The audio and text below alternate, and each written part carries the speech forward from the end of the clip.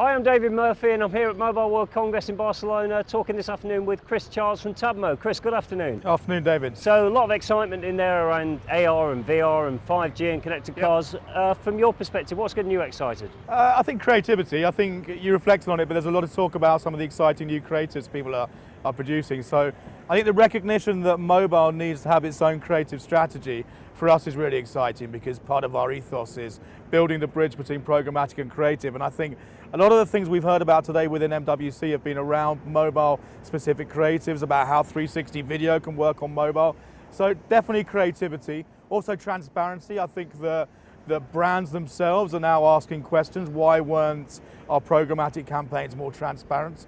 Why have we not seen under the dashboards of various technologies that are being used to execute our campaigns? So I think the fact that transparency is being addressed is exciting. The fact that creativity is now being optimized for all channels is exciting. And aside from that, I think we're going to continue to see the rise of mobile as a channel in its own right. So it's going to be an exciting 12 months, David. So creativity interests me because it seems to me that it's almost been left by the wayside in this rush to automation and programmatic. Yes. So what's your take on it? How are you trying to challenge that? Yeah, well, we define our platform, like I said, as being a creative mobile DSP. So not only do we have programmatic tools that allow you to select your targeting, but we also have creative tools that allow you to adapt your creatives. So users can actually upload traditional assets and adapt those to reflect the audience that's being targeted, but also adapt it for the mobile screen itself. And I think that's a big thing. There aren't many other platforms in market that connect programmatic and creative in the same way that ours does.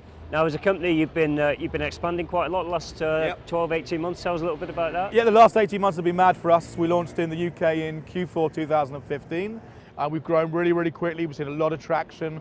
We've seen a huge appetite in market for mobile-specific technology, but also, like I said, for technology that actually embraces creativity as well as programmatic targeting. So we've grown very quickly in the UK. We also launched in Germany last year, so we have offices in Berlin and Cologne now, and then we actually launched in the US today.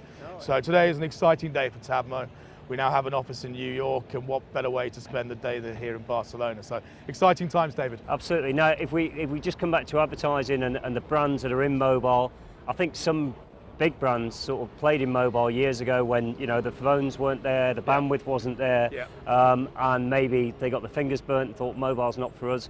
What would your advice be to anyone looking at mobile afresh? How do they best make the most important thing is to have a mobile specific strategy. I think that having a cross-channel approach is great, but make sure you're not just replicating what you're doing on TV and online on mobile, because it won't work. We know that around 70% of mobile audiences are within apps. There are no cookies within apps, we know this.